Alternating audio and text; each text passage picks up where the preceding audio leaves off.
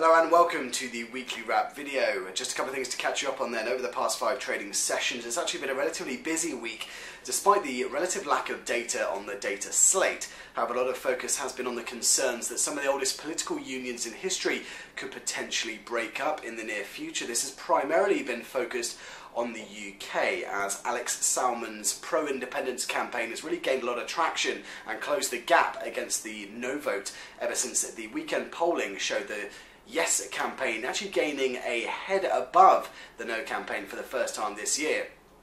As such, a lot of weakness has been observed in some of the UK assets, particularly sterling, which fell very, very sharply against all other currencies upon the resumption of trade this week, and is still yet to close that opening gap despite the most recent polling showing the no vote regaining the lead, as they continue to highlight the dangers in regards to financial stability that could occur if an independent Scotland was to be unveiled in the near future. Looking ahead then, this is all due to mount next week on September the 18th, where we'll get the full referendum results out of Edinburgh. Elsewhere though, this sentiment has filtered through to other parts of Europe, with the likes of the Catalan independence campaign over in Spain gaining a lot of traction alongside the popularity of the Scottish independence bid. This has raised a lot of concerns over in southern Europe, also allowing some of the Spanish bond prices to really come off the best levels post-ECB easing that we saw last Thursday. Elsewhere this week on the US equity front, we of course had Apple unveiling their latest benchmark products, the iPhone 6, the iPhone 6 Plus and the new Apple Watch, which has appeared to impress investors as Apple shares have gained across the past 5 days.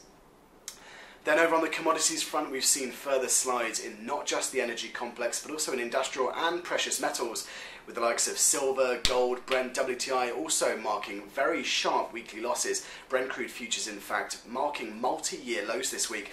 A lot of this was prompted by very poor Chinese inflation numbers, where both CPI and PPI came in lower than expected, indicating the inflation paradox that China continues to face, as the government really lack any wiggle room in regards to fiscal and monetary stimulus. As such, with Chinese demand waning, oversupply coming out of the US shale revolution, as well as continued global growth fears, as this recovery is a lot slower than expected, has pressed commodities prices lower across the board within the last week of trade.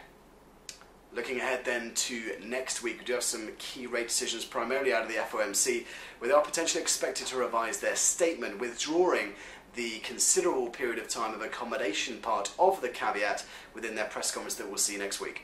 Of course, we'll bring you all those releases as soon as they hit the wires, as well as any other relevant commentary to your trading. For the meantime, that's all from me. Make sure you have a fantastic weekend.